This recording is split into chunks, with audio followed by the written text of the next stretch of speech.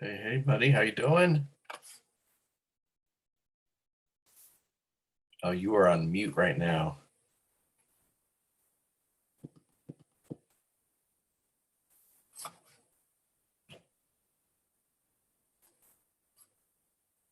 That's still muted. I can't hear you right at the moment. You're so politically correct in saying that. You must deal with that a lot. Just had a mom and some boys walked through the door, and so I'm just trying to take care of them. So, What are temps getting down to for you guys right now, or what are the temperatures? oh, they're like 36 and 30, 32, maybe like that. We had a bunch of snow, but then we had this huge rainstorm that came through, and now there's no snow on the ground. Yeah. Here, but up in the mountains, it's still there. So yeah, that's good. Hey, Jake, good to see you, buddy. Jake. What's weather like in your neck of the woods, my friend? Oh, it's rainy, cold. Yeah. Yeah. We're getting cold, but it's California cold, so it's not it's nothing I'm sure that you guys would consider cold. No. No. I know the water's cold there. It can be, yes, along the coast. Yeah. But yeah, not right now. Let's see. We are, how cold are we?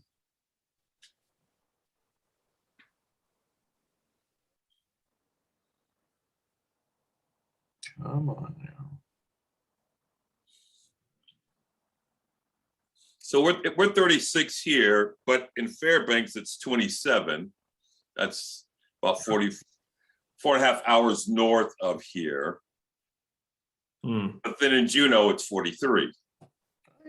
We're 63. Oh, geez. Sorry. That's our average summer weather. Yeah. I remember being there in summer and being cold, JR. No! Tell me that.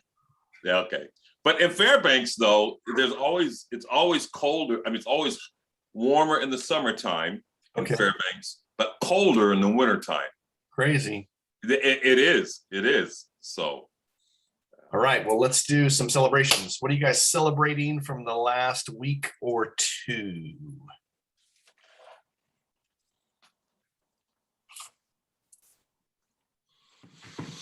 So I'm still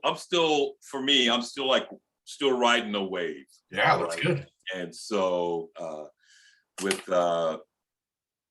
a pastor, when new folks come, through the doors, and then they come again, and then you see them emotionally respond to what you're sharing, and so you're like, all right, Father, thank you for that. And for my friend, and as you're well of Michael, he came again, this Sunday. So, and then I mentioned our men's prayer breakfast that we have, and he goes, what's that all about?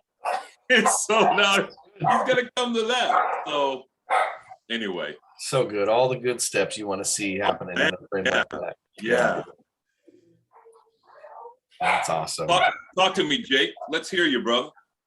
So let's see. I think it was last week, I met with 3 other pastors in town, and I'd asked them about 3 months ago. I said I wanted to start meeting. We have a ministerial association, like we meet in town, but it's just consistently been a drag more than it has, like just political and just like a bunch of stuff that's just not even stuff that I'm interested in.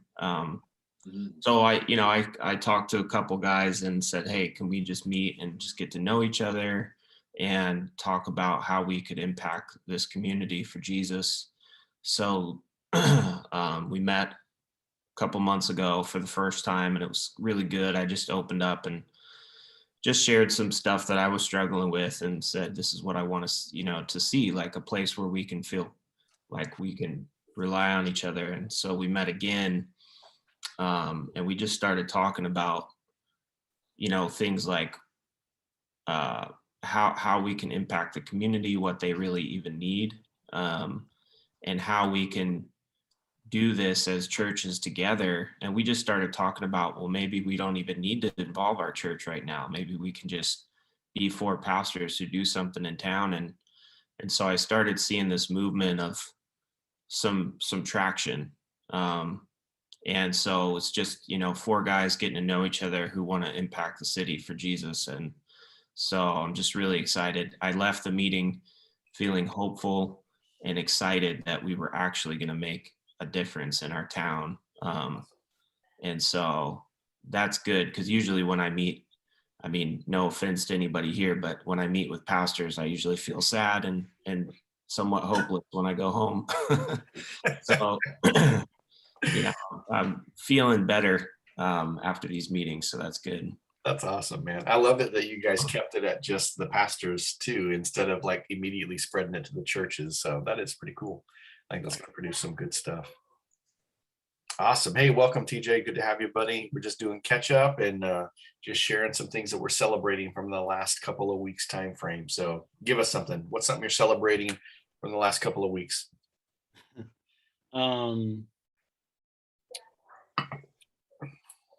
Well,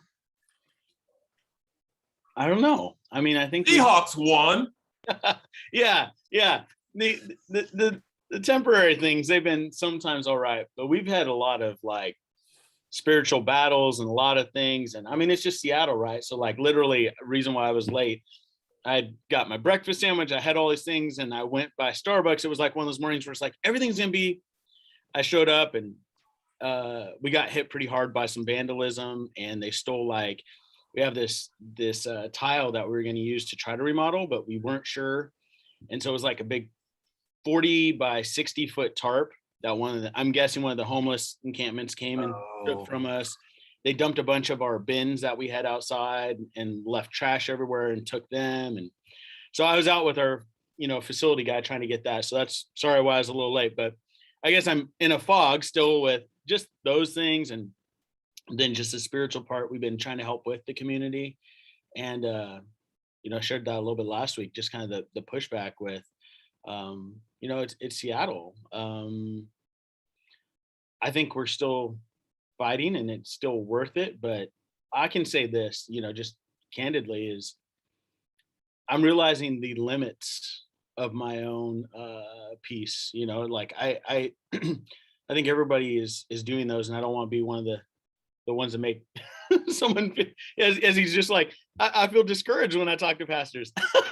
No, I don't want to get Jake in that mindset, but it's just it has been rough. So the positive piece is we're still pushing forward. We're still trying to get in the community. We have a meeting coming up with our elders with the potential to discuss school possibilities, and the Boy Scouts are getting ready. Part of the reason we were in the parking lot looking at all those things was Boy Scouts will have their tree farm set up and stuff. So, I mean, we're still making a difference. It's just every day you kind of get hit by something that's kind of like a, thanks guys. All right. How do we work it? So perseverance is the celebration right there, man. That's good. Yeah. I feel a little bit challenged. A couple of days ago, one of our pastors attempted suicide.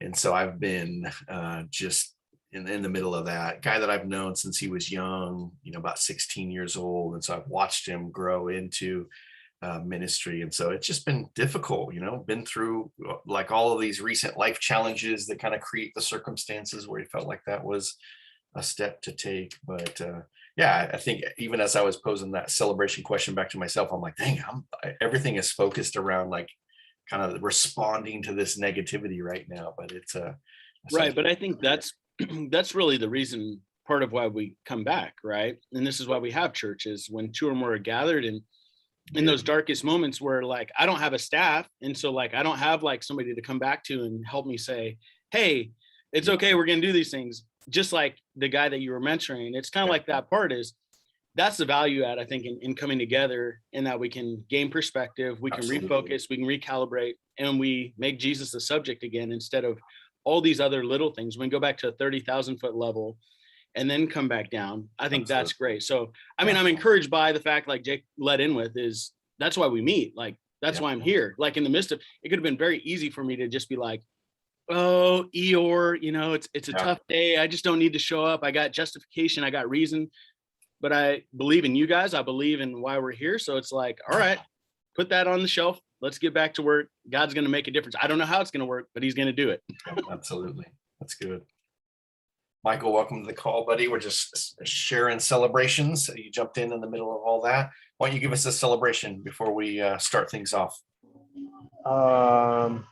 Man, I went to our CR assembly on our Celebrate Recovery assembly on Wednesday, and I got a chance to share my testimony. And there was just people getting 11-month chips off of crystal meth, stuff like that, and just the encouragement you can bring to somebody. I've got 21 years, and I just right in the middle of my testimony felt like I should just stop and point out this gal who'd gotten 11 months and said, look, you're 1 month from your first year.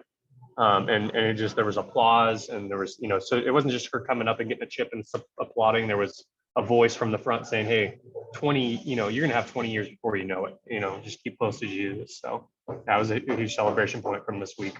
That's good stuff. All right. All right, friends, here's where we're headed today. So we are continuing in this second module, technically for us, around the landscape of life.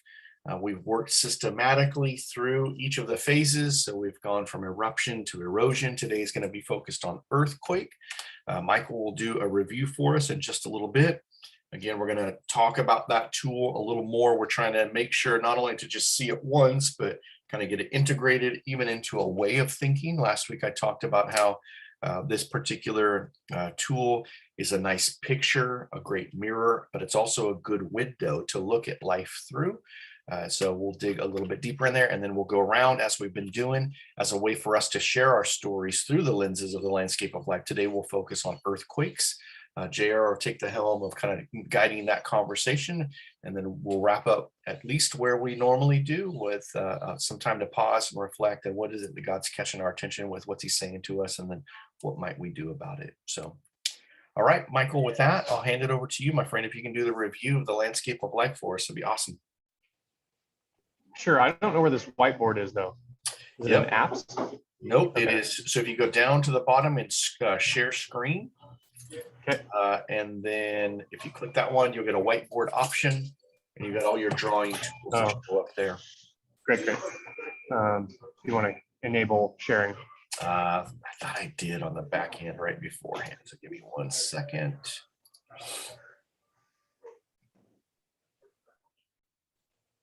Okay, that should do it.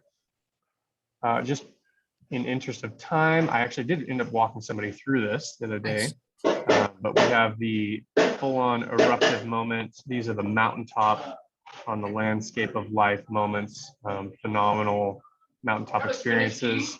The erosive, that is, the things that are unearthed over time.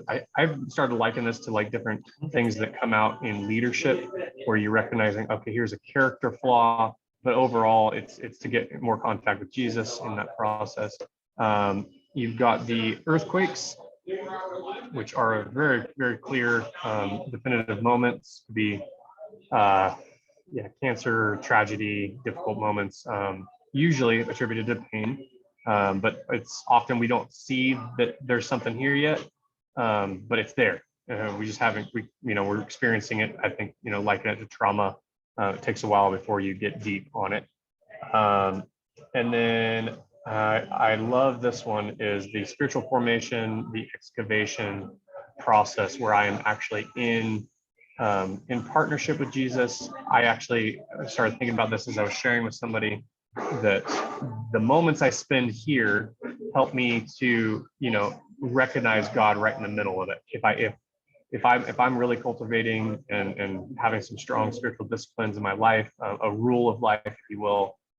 Mike knows this about me, but I really love John Mark Comer, and I've always leaned towards Foster and the other, celebration of disciplines, things like that. So So I'm big on spiritual formation, and I think that you're noticing all of these moments. And honestly, I think it heightens these moments too. So let's go all La Palma on this, but literally this is going to be cataclysmic and really, really solid for our lives, where we go, okay, what I felt here is enriched, has enriched the experience of these, mountaintop moments. Actually, why don't you put that back up? I'll draw some stuff over the top of it, and just, you hit on one of the things, the elements I want to drive a little bit further and deeper in. So I'm glad that you discovered that on your own, which is awesome. So yes, these are kind of interconnected. As we've shared these, it's been good because we've talked about how, well, it was kind of like an eruption and kind of like an erosion. There is this morphine that can happen between the other. We're going to probably share that a little bit today as I was reflecting on my kind of larger earthquake moments. Sometimes it's an earthquake that leads to erosion. Maybe it's an erosive period that has in the bottom of it or in the middle of it some kind of an earthquake. And so, yeah, there are some different things. But the key thing I wanted to highlight was what you talked about, that what I notice about the erosive moments is that usually as it's over this long period of time and it's difficult, this goes back to what TJ was sharing about, gosh, it's hard to think of a celebration right now because there's been so much kind of spiritual attack going on, is that through the perseverance, through the digging in and holding ground, there is development of character that happens in the painful process. So things are worn away. So maybe rough edges are gone, and that's how character is developed. Or just through the process of holding on, there's some great things that take place through all of that. Here, I think you used the word trauma. I think the same types of things can happen, but because it's so immediate, like I know in one of mine that I'll share, in fact, I think I did in the original video for the demonstration. It was with my daughter with the seizure. Like I was angry in the beginning because it felt like I was abandoned by God. But it was after the trauma that I could see, actually, he was there the whole entire time. I just couldn't experience him in the midst of that immediate moment. And then let me even just point out, Michael talked about the value of these disciplines that are expressed through the digging. This is where we mentioned this a couple times, we do exercise control here, whereas I can respond to the moments. I can choose to get better at responding to the difficult times. I can position myself for earthquakes. This one, there is like daily disciplines that don't oftentimes have the same maybe intense value as this one or the same depth of either of these, but just through the slow digging, reading scripture, practicing fellowship, like what Jake was talking about. Hey, let's just get to know one another and see what we can do for the city. Whether it's prayer disciplines. I mean, there are so many different spiritual disciplines, those that have historically been practiced. And on top of that, think about even when I ask that celebration question at the very beginning, what are you celebrating? Actually, it's a discipline. If you notice, I brought it in each time, and then there's the discipline of today we sprung it on you, like usually before it was like, hey, who wants to share one? Today it was like, all right, JR said, Jake, tell us one, all right, TJ, tell us one. And actually that's where you're probably experiencing the greater discipline of it, and TJ really hit this home for us. It's good for us to be together because I can get stuck in my circumstances, my head, and so when I'm together, I'm getting this larger framework and I'm remembering there are things to celebrate. Or even if I got nothing to celebrate, I can celebrate what God's doing in your place today. And so just to see the interplay of that, and that this is actually a form of celebration itself. All right. Any thoughts? Besides that, those are some of the key things I wanted to emphasize today. Okay. With that, I'm going to hand it over to JR. He'll walk us through sharing our earthquakes. And you can go ahead and take this down, Michael. Thanks, buddy. All right. So as we talked a little bit beforehand, sometimes between when we look at erosive and these earthquakes, sometimes one leads into the other.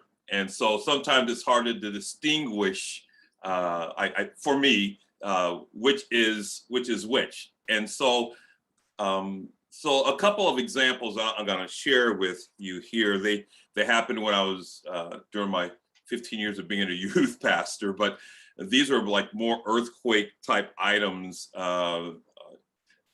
that took place for me. One was the new youth pastor, and I'm raising funds for my kids. We are raising funds so we can have a coffee maker, so we can make more fun, make money for our youth trip, right?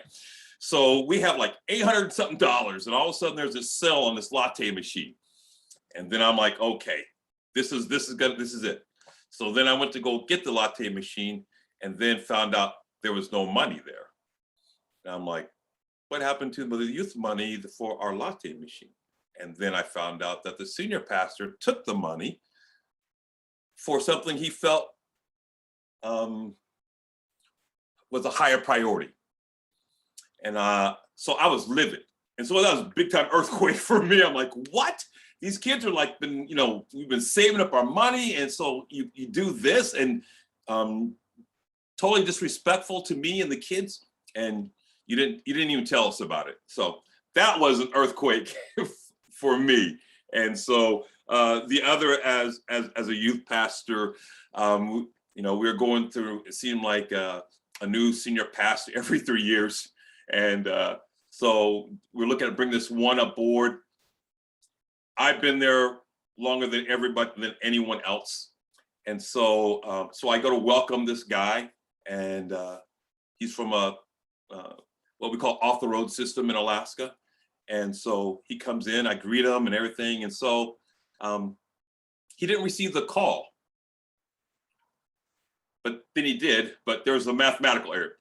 All that to say, the thing is he didn't get selected, but they blamed me. Some guys invited me to lunch, and then I found out that I was lunch because they said, how was it that you told the youth not to vote for this guy? I'm like, really? And so that turned in, I said, a thing. That was an earthquake thing for me. It was resolved. I said, you have a choice. I will apologize if you want me to, but it'll be on my way out because I'm not guilty of that. The last one is my mom passing, and so I'm going back. My mom passing, that was an earthquake moment for me. My mom's a godly woman, Church of God all of her life. I think when she got to heaven, she pushed Paul to the side and said, "This is my spot." I'm just. And she passed away, and that was hard. And that was earthquake moment. I could have rode it in the ambulance, but I didn't because I figured it was going to be another one of those. We'd made many trips before, and I just needed a vehicle to bring her back. But it didn't happen that time. So, I've tried to, hindsight. This is what I believe, that I started getting into ministry, and I was taking care of my mom 24/7. She was living with us. It was hard to do ministry and take care of my mom. And my mom seen a new JR. And she said, it was almost as though she said, okay, now I can go. Like the woman that said, hey, if I just want to hold Jesus. And then, but that was an earthquake moment. There's more to that, but that rocked my world. So, all right. A lot of lessons learned from all three of those as I look back at them. But earthquakes just the same, and they stopped. So it wasn't erosive like I spoke about last week. And so I think that's what defines those. How about you, Jake? Give me if you would, give us three and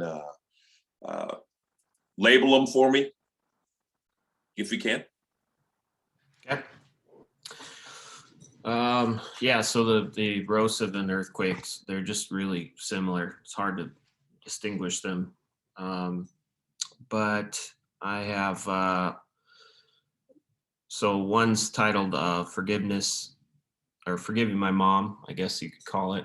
Um, so my wife's father-in-law passed away suddenly in the night, and we were in hard situation with him. He had done some things, had really messed up a lot of stuff in the family, and we were doing church together and just kind of messed it all up. And so I wasn't on talking terms with him. And my mother was alcoholic most of my life, so she and I had a hard relationship. And so when he passed away, something broke in me. I felt like the Lord used it and made me realize that I didn't have control of, forgiveness. I didn't have control of when I could do those things. I needed to do them right away.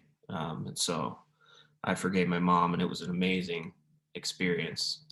Just felt a weight lift off my body. I felt like, I believed in the Lord, but at that moment, I felt like I really had come to salvation in the Lord. It was just an amazing experience. Um, Another earthquake moment is early on in my marriage. We'd been married 2 years, and I had been struggling um, with some of those same similar issues with my mom. I think I brought it into my relationship with my wife, um, and I didn't really see it, but I had serious walls, and my wife was tired of it and said she wanted me to change, and I said I couldn't. And when she said she wasn't going to stick around for it, something broke in me. It felt like an earthquake moment, and I just came to the Lord, and at that moment, He really helped me do some changes in my life that I couldn't do before. He just really opened the door for me and made it possible. And then the last one is call it, I don't know. There's a lot of titles. COVID-19, 2020. My I think I'd been, so 2018 I took over. So I'd been a couple years as a pastor. It was near the end of 2018. So I've only been about a year and a half as a lead pastor, and I had gotten 2 elders, and we got into some issues. I think the pandemic kind of brought them out, but both of them ended up resigning right in the middle of the pandemic. And that was an earthquake moment for me, just because I felt like I was really upset. I felt like the Lord had abandoned me, and I was really just confused. And just going through that process that year has really, now that I've looked back at it, I think this is where I get confused with the earthquake and the erosive moment, because that was an earthquake, but there was an erosive moment as well, where I led into this place of trusting the Lord in a deeper way. Even in the midst of this time where I felt alone, I felt like He was saying I really needed to wait on Him and trust Him. And so coming out of 2020, I've really gained a new perspective and trust in the Lord that I've not had before that. And so even though it was really difficult, I would go through it again to have this experience and this trust in the Lord, because it's been amazing this year.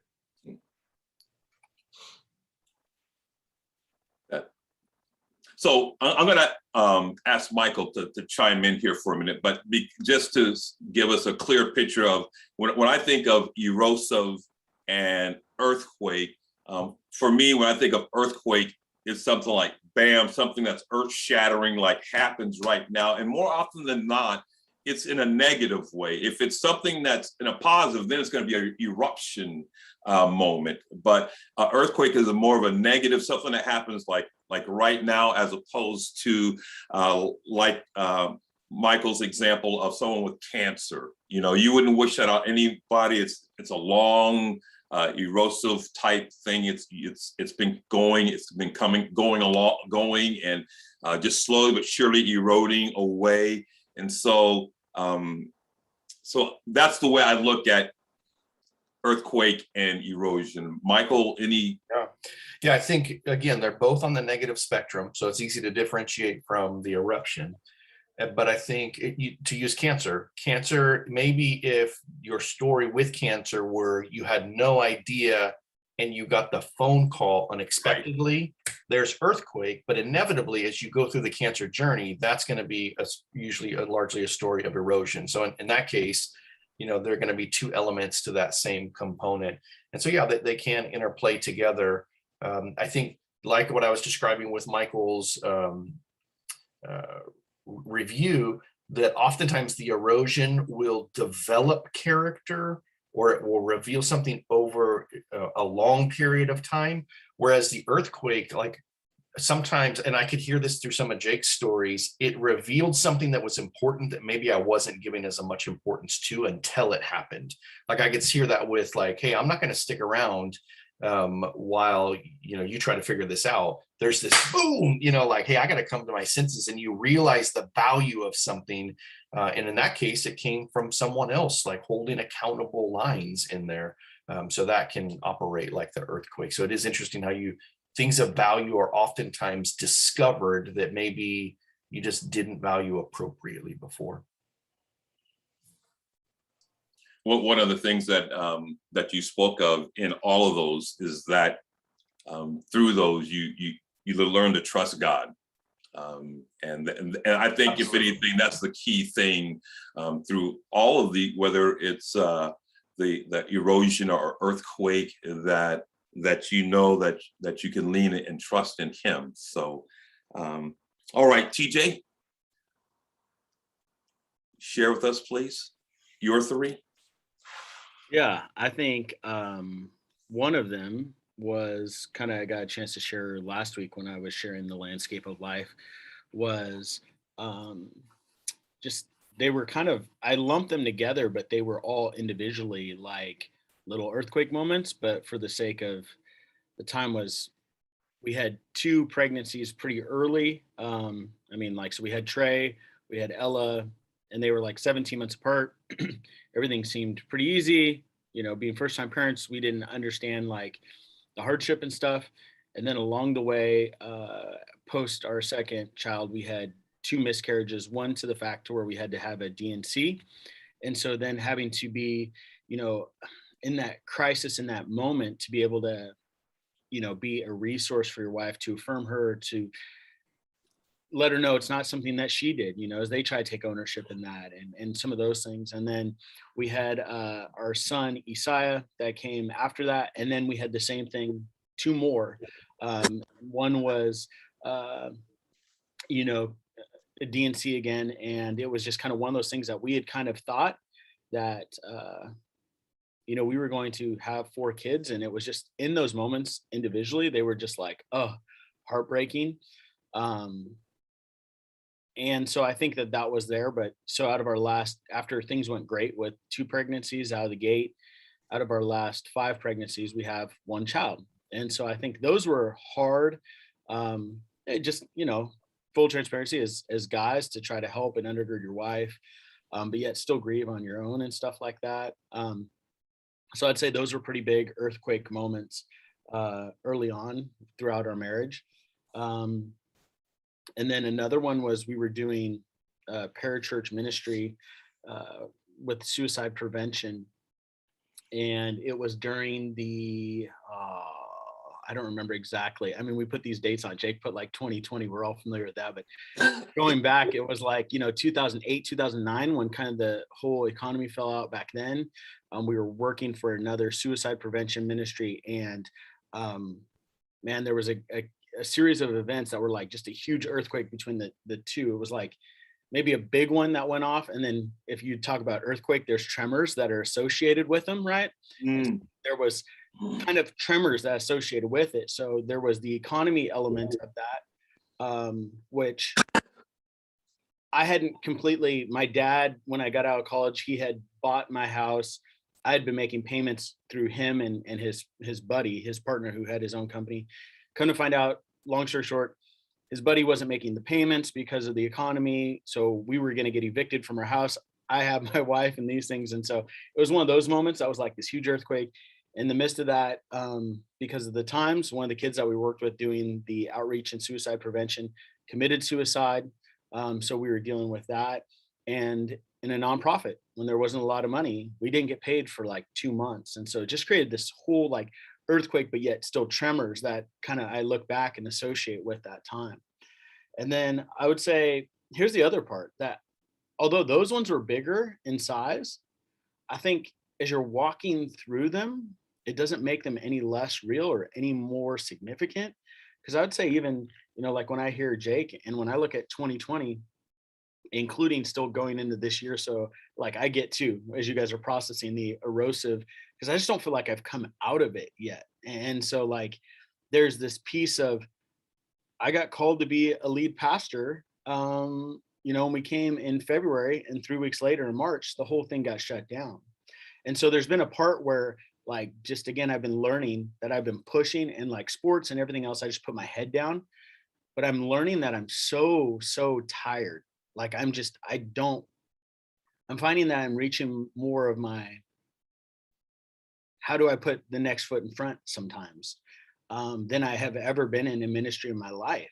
And so I know like when I hear you guys, I hear that encouragement of like, hey, we gotta, rally and keep going on these things. But I know that I'm there because I can say, if I was to step back and look at them as far as like, if I was trying to, I know there's no value system that you assign. I see it kind of like it says sin separates us from God, not level sin 4.2 and above.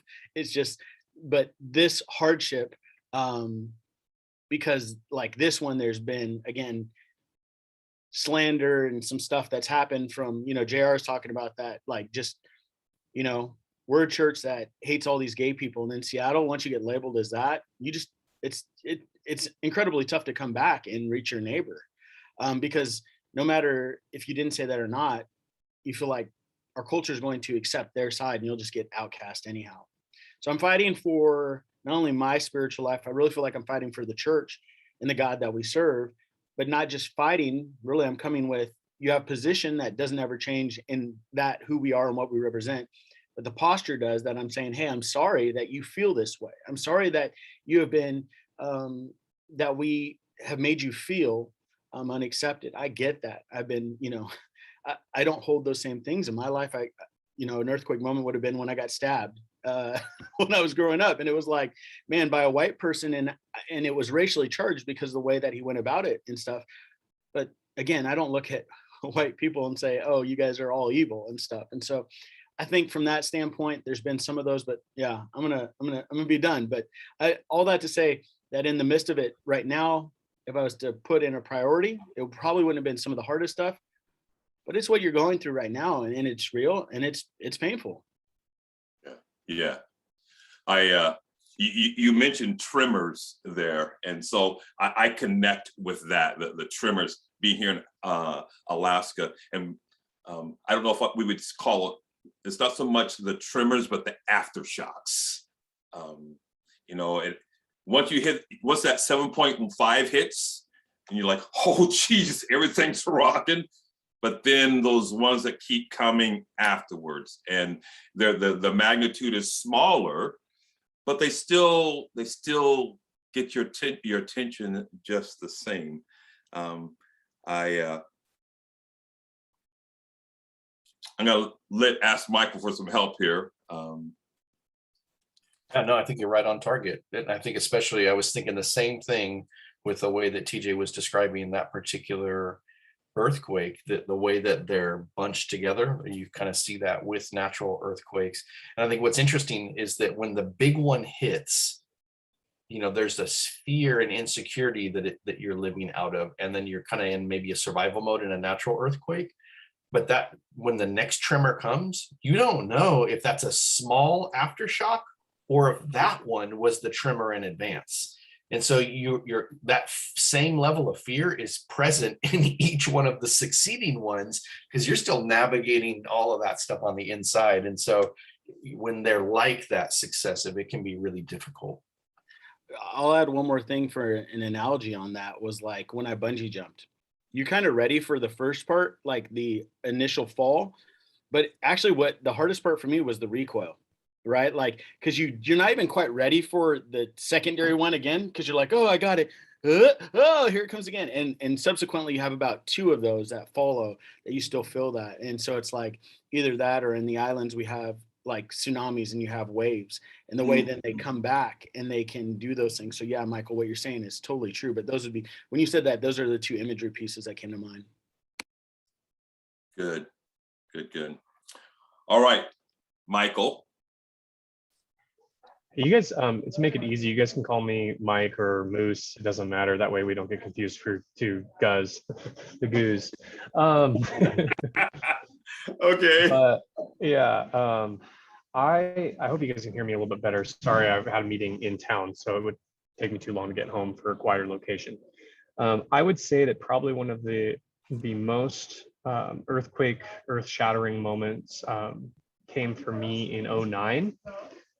2009, I was leading a missions trip to the inner city of San Francisco, and on our way home, about a mile outside of a place called Merced, our bus ran out of gas. Our bus driver was struck and killed in front of about 50 students.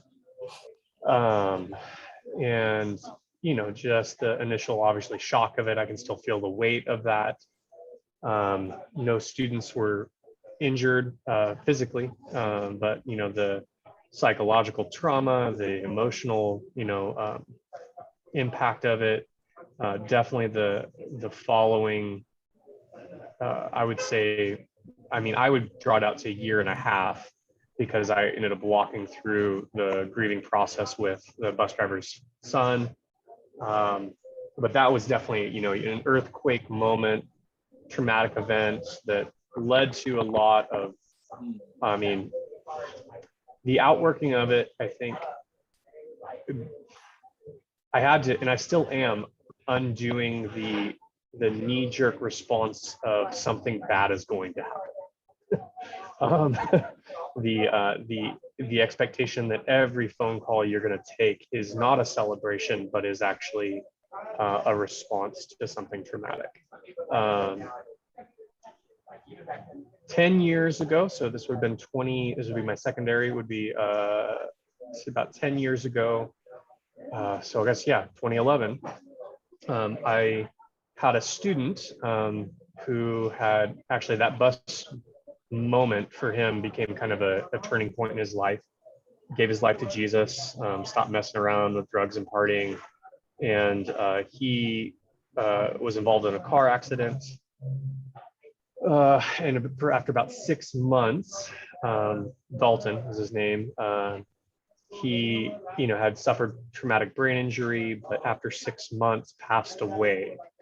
And so that, I think, was on another level, not just an instant trauma, but I think I had I don't think I did. I had a real frustration with God in that regard about, I mean, we had spent as a youth group time praying for him, raising finances for his family, going and visiting with him, praying for the miraculous, and then not seeing it.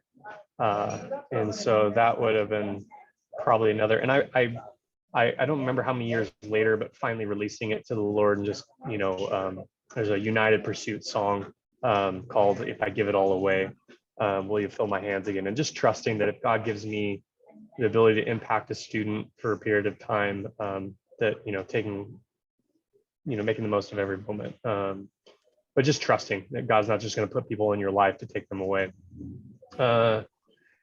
And then, you know, it's a kind of a mix, because I'm definitely with TJ, you know, called to lead pastorate and then COVID. And Scazzero's protege, Pete Scazzero's protege, talked about, he's simplified it to CPR. that we're within the first 5 minutes of talking with anybody, you're going to talk about COVID, politics or race. And so I just had so many earth-shattering moments over the year. Obviously the first initial shock of, honestly, I did go to the worst case scenario in my mind. I'm sitting there probably day 2 and 3. I wasn't as fresh as TJ, so I'm actually, it was good to hear that story, TJ. Thank you for sharing. But I'd started in January, but the it was just, I'm sitting there reading first day back. I'm reading, or first day of the real pandemic hitting and shutting down was reading Matthew 24 and being like, Lord, how do I lead in this time? Is this where we're at? Good thing, I'm a millennial, I suppose. I don't know. But it was definitely a moment. And then, not to, draw it out too much, but I lost one of my best friends. It was really hard. Jeremy Dixon had been there at my ordination. And so when he shared, Black Square to, reference listening, learning, and lamenting, and just even saying, hey, there's one person in the mountain area that's listening, and he supported me in ordination. The least I could do is say, hey, there's one, just frankly, one white pastor listening to your heart cry right now with everything with Floyd. And one of my best friends since, literally 20 years, actually a guy that was present on the bus accident. He basically wrote a huge essay and said, I'm leaving the church. I don't trust you. Likened my betrayal of just even sharing Jeremy Dixon's post as the betrayal he'd felt with another friend who he discovered was, just into all of the sexual deviation. And it was just like, it was really hurtful. So that was definitely, one of those earth shattering moments. And then, the final was kind of, just kind of out of this, we're in that Stockdale. What you guys don't know, and I'm sorry, this is not really the earthquake thing, but right before COVID, Mike had come out and shared what the Stockdale paradox was about these guys who thought something would end, but then it wouldn't quite end. And so then it actually, they ended up dying in the Hanoi Hilton. But he shared that literally 2 weeks before everything went crazy. So just kind of dealing with the prolonged, just the prolonged, I guess, not to get all eschatological, but the prolonged tribulation, that we are in a prolonged tribulation. So don't worry, I'm not going all dispensational on you or anything. It's prolonged trials and tribulations, and how to be unshakable in those moments.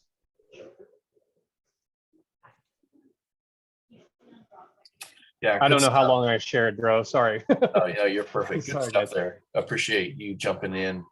I think the weight of what you were sharing with that pandemic and the waves of it again, the aftershocks that we're talking about, and then I'm a little bit struck by the way that you brought in the Stockdale paradox there, and I think that is part of.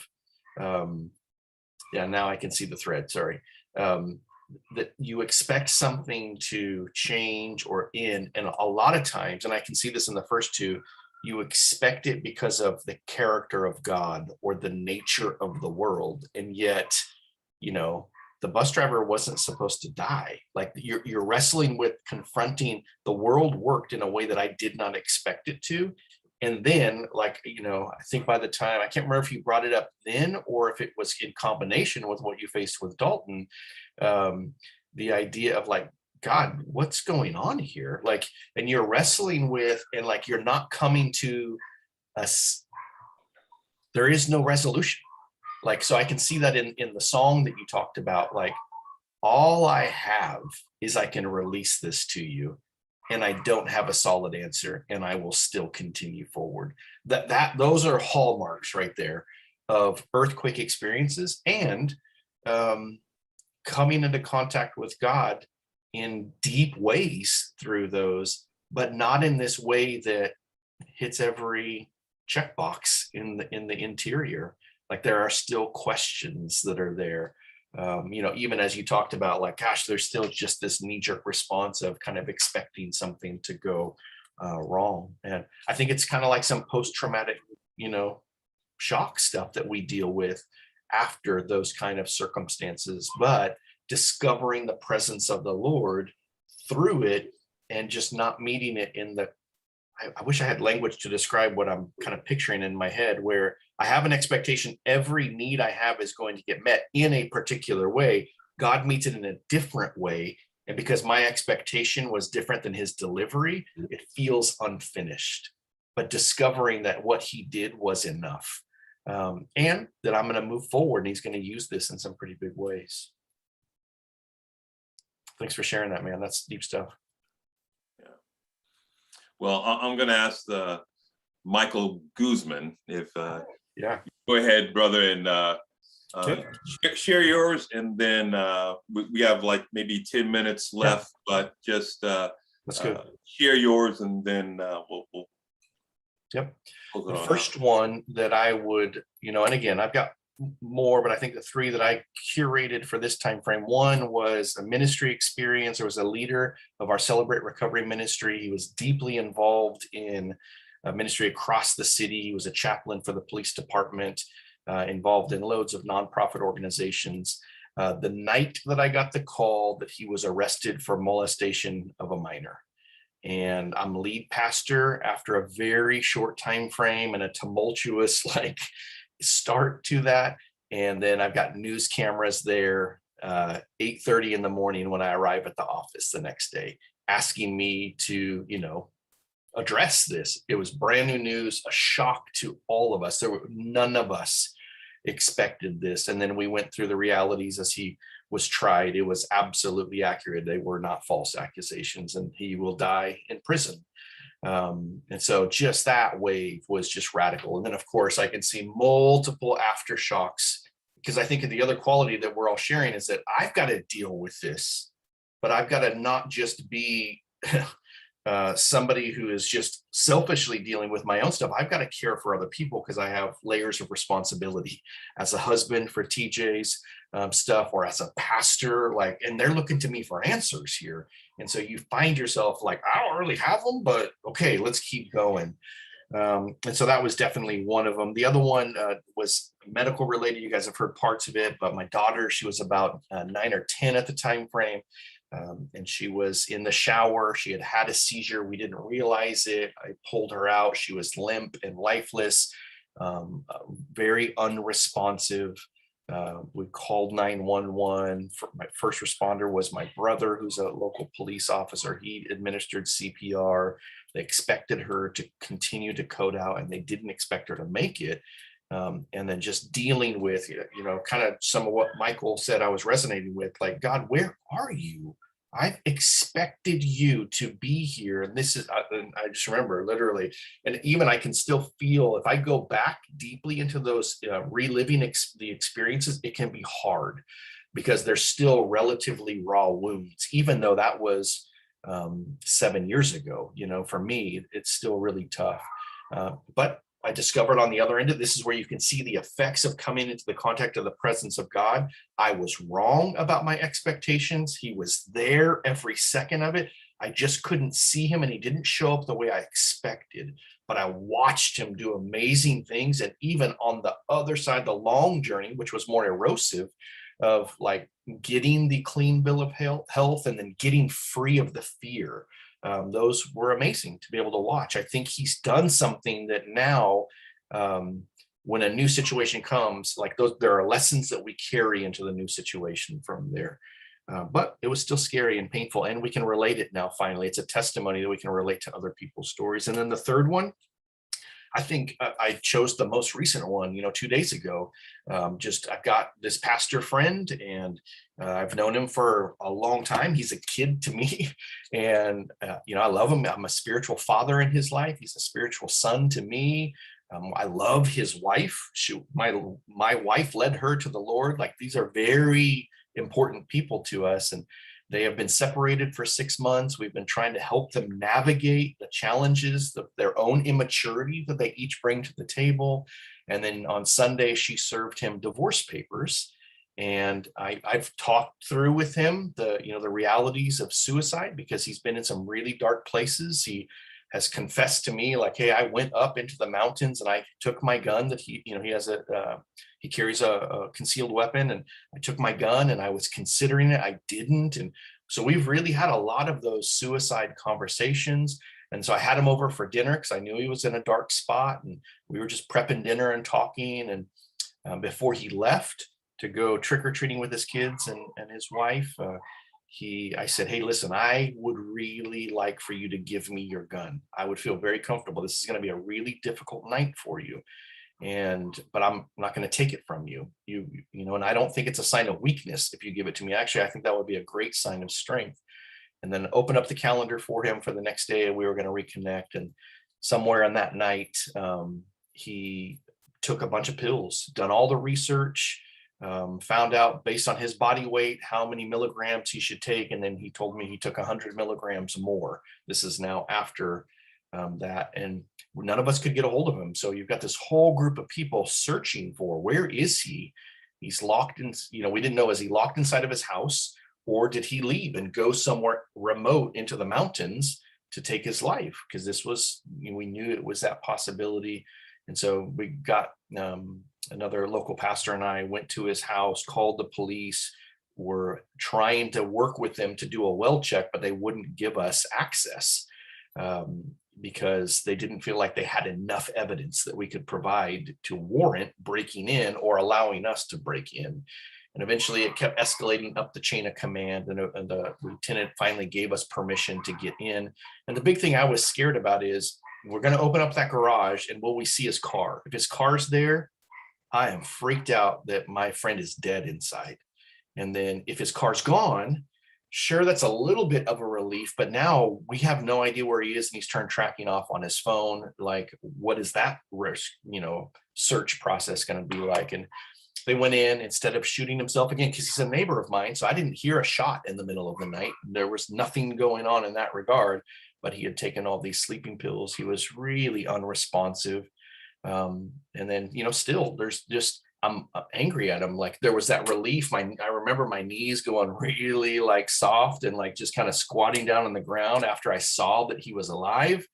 But then I was just angry. I wanted to beat the crap out of him, right? Like, what the hell are you thinking? And just dealing with all of those emotions. And so I just find that, all of that stuff is just kind of weighing on me. And if I'm honest, it's not that I don't have hope in the Lord, but I don't really have a lot of hope in his mechanisms to make decisions right now. I don't doubt that we might be back in a similar situation, because he had even communicated to his wife, I wish I would have taken more.